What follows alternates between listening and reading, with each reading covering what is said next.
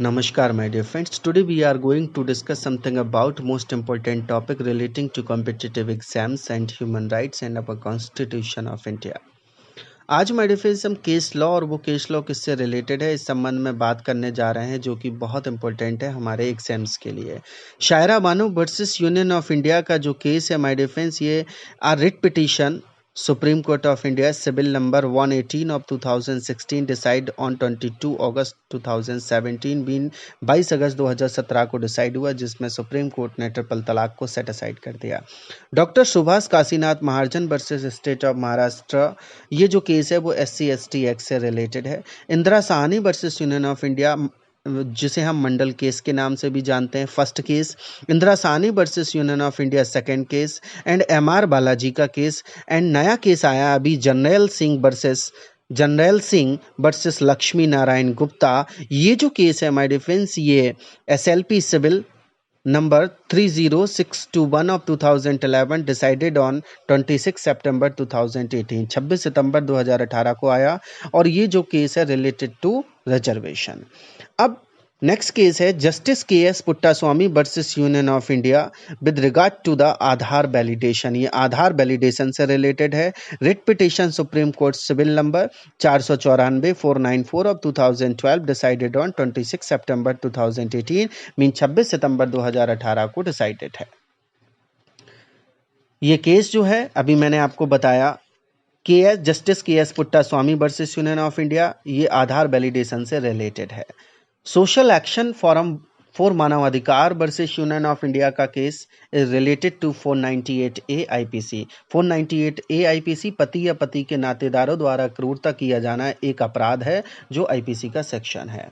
Next Navtej Singh Johar versus union of India का जो case है ये नया आया हुआ है। Writ petition supreme court criminal number 76 of 2016 decided on 6 सितंबर 2018 मीन 6 सितंबर 2018 को डिसाइड हुआ Navtej Singh Johar versus union of India का केस। इसमें homosexuality decriminalized under section 377 of IPC का जो सेक्शन 377 है उसको डिक्रिमिनलाइज्ड कर दिया गया है। होमोसेक्सुअलिटी अब इंडिया में ऑफेंस नहीं है लेकिन उनकी जो उम्र है वो above 18 years with free consent and completely voluntarily for human होनी चाहिए।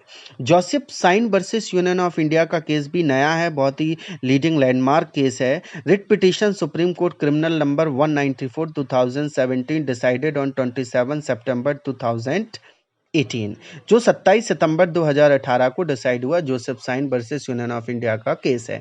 इसमें आईपीसी का सेक्शन 497 जिसमें अडल्ट्री की बात की गई थी उसे भी अपने आप में नल एंड वॉइड डिक्लेयर कर दिया गया है। मीन अडल्ट्री अब भारत में कोई ऑफेंस नहीं है। Adultery under section 497 of IPC has been declared unconstitutional by honourable supreme court of India because it was the violations of article 14, 15, 21 of the constitution and also section 198 subsection 2 of CRPC is declared unconstitutional only up to the extension of procedure for prosecution of the adultery।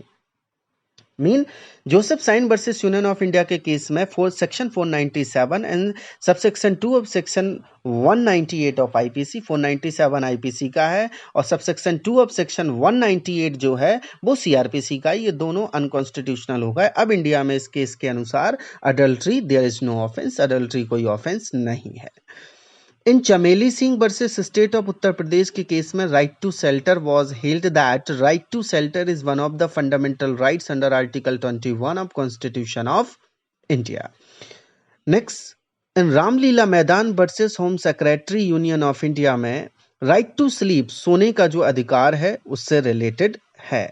MC Mehta versus union of India का जो case है mean 1987 4SCC 463 this case related to mean the apex court of India passed the orders the closure of tanneries at the Jajmau near Kanpur polluting the river Ganga।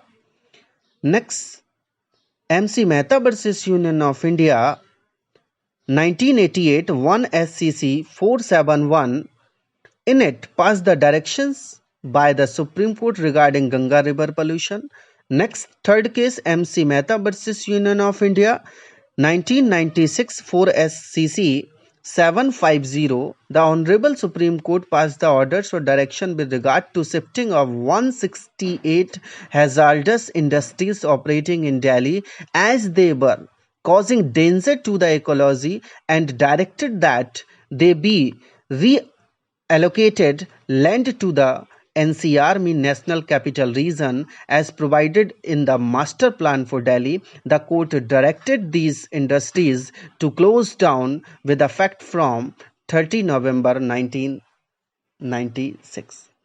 MC Mehta versus Union of India, fourth case, AIR 2004 SC 4016, mining in Aravali Hills Range Bend in it, and Indian Council for Enviro Legal Action versus Union of India, 1996 3 SCC 212. The Supreme Court held that if by the action of private corporate bodies fundamental right of a person is violated, the court would not accept the argument that it's not stayed within the meaning of Article 12 and therefore action cannot be taken against it.